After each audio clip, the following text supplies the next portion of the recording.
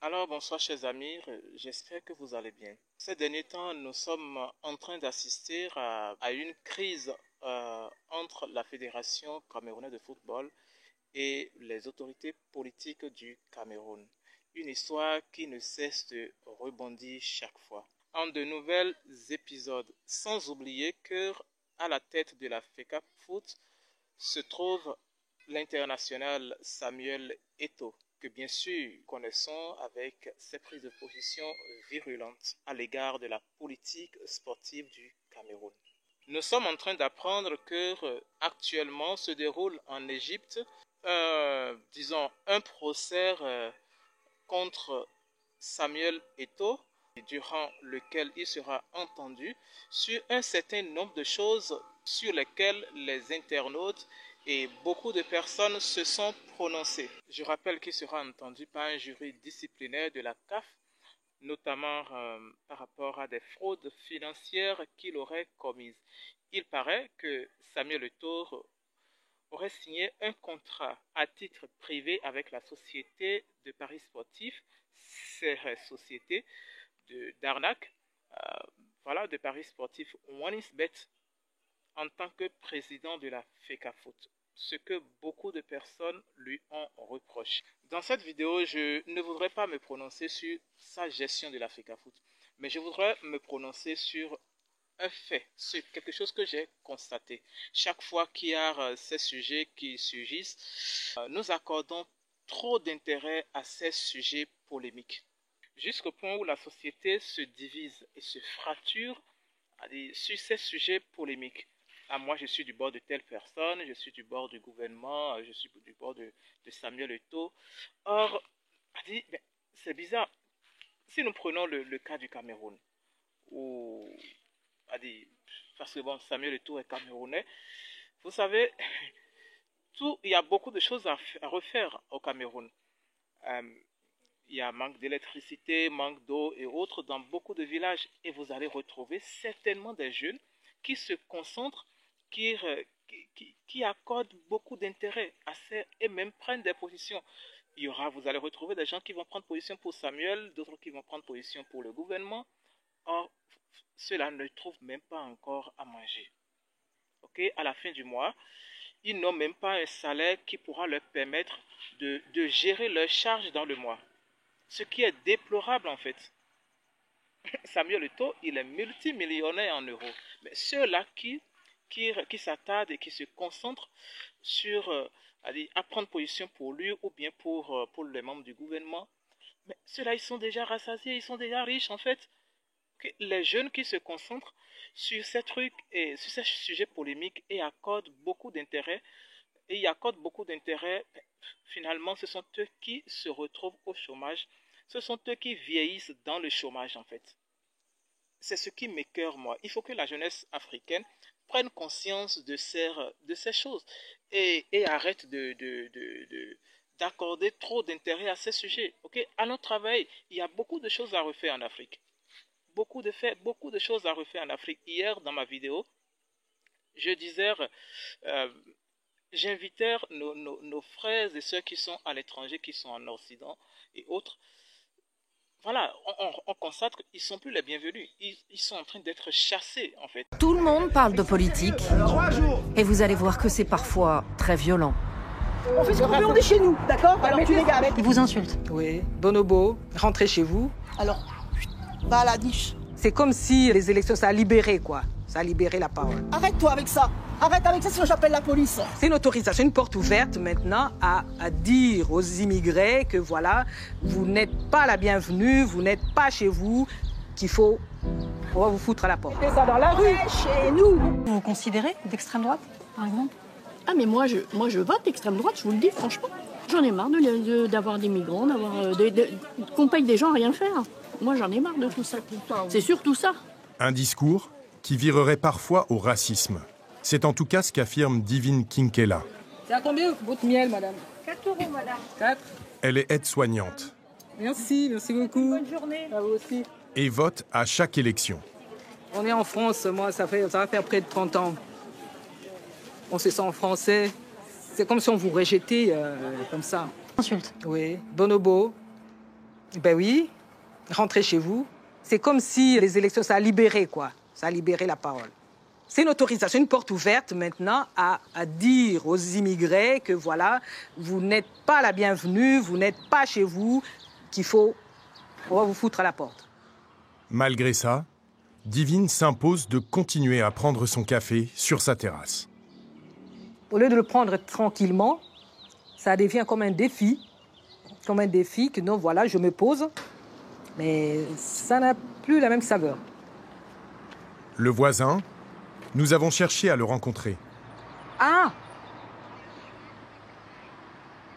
vous êtes là où il y a Jordan Bardella. Il est là-bas jusqu'à quelle heure? Il s'est rendu à la première sortie terrain du chef du Rassemblement national depuis la dissolution. La visite d'une ferme, dans le Loiret justement.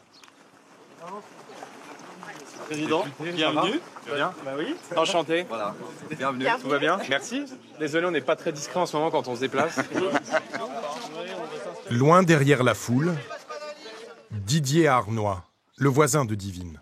Nous, on était tous là, on attendait là. Il n'a pas pu approcher son idole. Il est rentré à l'intérieur. Oui.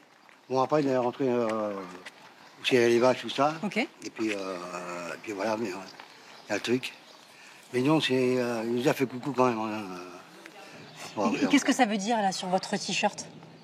C'est le slogan que Bardella dit. Il dit je suis fier d'être français, et voilà.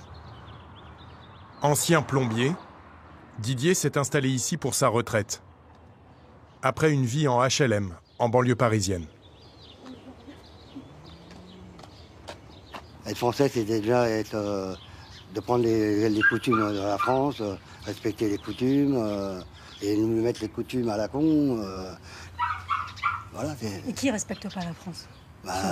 Devinez. Je vois la télé, je suis quand même pas con. Je vois la télé, comment ça se passe. Voilà. C'est les Mustapha, c'est tout ce que vous voulez. Allez là. Ouais. Allez là. Bonjour. Vous lui dites bonjour des fois? Non, pas spécialement. Jamais. Avant aussi, vous dites bonjour, mais. Et là, c'est fini? Ah bon, on va prendre un coup avec ça. C'est quoi le problème avec le monsieur? Là, tu nous placardes les affiches et tout ça, en nous traitant de bonobos, en faisant les cris de singes et tout ça. Vous ne reconnaissez plus, mais il faut assumer. Ah non, Vous qui êtes c'est vous qui nous traitez de cochon, tout ça. Te voilà là encore, toi? Tu viens ici, là. On t'a invité? Non? Tu dégages, tu pars. J'ai quitté les HLM à cause de gens comme toi. Moi, j'ai jamais habité dans les HLM. Entouré de gens comme ça. On fait ce qu'on veut, on est chez nous, d'accord? Alors tu dégages. On est chez nous. Pourquoi vous le mettez On est chez nous, on fait ce qu'on veut. On est en France, on fait ce qu'on veut en France. Tu l'apprendras si tu ne sais pas. Je suis en France. Ouais. Je suis en France. T'as raison. Mais bon, tu m'intéresses pas en fait. Tu m'intéresses absolument pas. Alors, va à la niche. D'accord? T'as compris ça? Et quand tu seras plus gentil. Va à la niche, va à la niche. Pauvres gens. Ouais, maintenant, renverse pas le problème parce que c'est bien toi. Il n'y a qu'à regarder juste, regarde, ces trucs dégueulasses qu'elle a dans les cheveux. Déjà, quand on voit ça, la casquette sur le nez, arrête-toi avec ça. Arrête avec ça, sinon j'appelle la police. Il y a un mur entre ces deux France, désormais. Vous allez voir d'ici là, beaucoup vont commencer à rentrer. Il faut que la jeunesse africaine prenne conscience de ces choses et arrête de se distraire. Moi, personnellement, je voudrais inviter la jeunesse africaine à une prise de conscience radicale.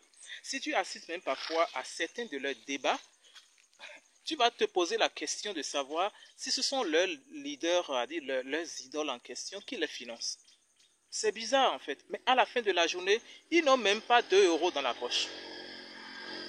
À la fin de la journée, ils n'ont même pas 2 € dans la poche.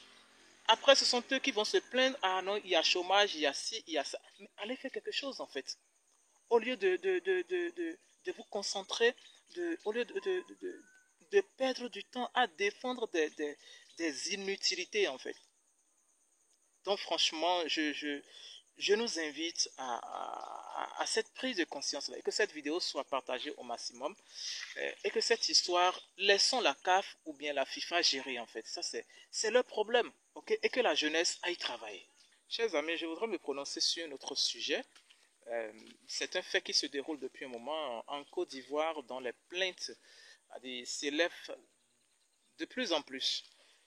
Il paraît qu'actuellement, le directeur de KDS aurait été arrêté. KDS est une société de VTS, une société de location de véhicules. Et je me permets de me prononcer sur le sujet parce que, bon voilà, ayant travaillé en microfinance, je sais un peu comment cette structure de Ponzi fonctionne. Je sais comment elle procède. L'idée globale que les gens ont généralement du Ponzi, c'est quoi? C'est qu'on prend l'argent des derniers pour rembourser les premiers adhérents. Or, ça va bien au-delà de cela. Vous voyez, ces sociétés, je vous explique brièvement comment elles procèdent. Quand vous investissez vos fonds, vous voyez, elles les prennent en retour et les injectent maintenant dans d'autres projets à eux. Ça peut être dans l'agriculture, ça peut être dans l'immobilier, ça peut être dans l'élevage, ça peut être dans n'importe quoi en fait. Et ça peut être aussi dans la femme, hein? Bon, c'est bien possible. On retrouve notamment cela chez les sociétés de trading qui n'ont aucune base légale. Les sociétés de crypto-monnaies voilà, qui sortent de nulle part. On les appelle les EIP. Vous voyez, on peut vous demander d'investir votre argent et chaque mois ou bien chaque jour, on va vous verser peut-être 5% ou bien 3%. Vous allez penser que bon voilà, c'est bon, c'est juteux. Oh, c'est faux en fait. C'est un système d'arnaque qui est construit derrière. C'est-à-dire la rentabilité qui vous est proposée ne vous pousse à ce que vous-même, vous ne réfléchissiez plus avant d'investir vos fonds. Or, ils savent très bien qu'un jour, ils vont disparaître avec la caisse. Et le directeur aussi va s'évader dans la nature. Vous allez faire comment? Vous allez vous plaindre où? Il vous a simplement manqué de jugeur, de discernement pour savoir que, attention, on ne gagne pas de l'argent comme ça. Je ne dis pas que le trading ne rapporte pas de l'argent. Si vous voulez investir dans le trading, allez vous faire former, en fait. Okay? Comme ça, vous allez comprendre, vous saurez les risques du marché, des marchés financiers. Je ne dis pas aussi que bon, voilà, la bourse ne fonctionne pas. Non. Vous pouvez investir aussi dans les actions à capitalisation boursière. Aussi, et il faut vous faire former. D'accord? Vous pouvez investir, peut-être, vous pouvez acheter des actions d'Amazon, de Tesla, Nvidia, de Facebook et autres. Il y a tellement d'actions à capitalisation boursière que vous pouvez acheter et vont vous rapporter des dividendes chaque année en fait. Mais pas de rendement à haut risque comme ça. Ok? Donc il faut que, voilà, si vous voulez vraiment investir, allez vous faire former, cultivez-vous en fait. Au lieu de vous faire arnaquer du jour à dire facilement et naïvement comme ça. Parce qu'en Côte d'Ivoire, il faut comprendre, il y a tellement de sociétés de VTS que c'est bizarre, vous posez même des questions. Et les gens injectent des années d'économie, peut-être 5 ans d'économie ou 10 ans d'économie. Si la société disparaît, si le directeur est mis aux arrêts, ou bien disparaît avec la caisse. Mais non, en fait, les gens construisent toute leur vie, ils accrochent toute leur vie à ces sociétés, en fait. Et du jour au lendemain, ces derniers disparaissent et s'évadent dans la nature avec les fonds des investisseurs. Donc voilà, c'est un fait sur lequel je voudrais tirer l'attention de tout un chacun. Il faut que nous soyons vigilants. Il faut que nous soyons vigilants. Si vous voulez vous faire former dans le trading, allez vous faire former. Si vous voulez investir dans le trading, j'allais dire, allez vous faire former. Si vous voulez investir dans la bourse, allez vous faire former et vous allez comprendre les risques qui sont liés à cela pour savoir les pièges à éviter. Voilà, et si vous avez aimé la vidéo, likez-la et abonnez-vous si ce n'est pas encore fait. Merci et à très bientôt pour une nouvelle vidéo.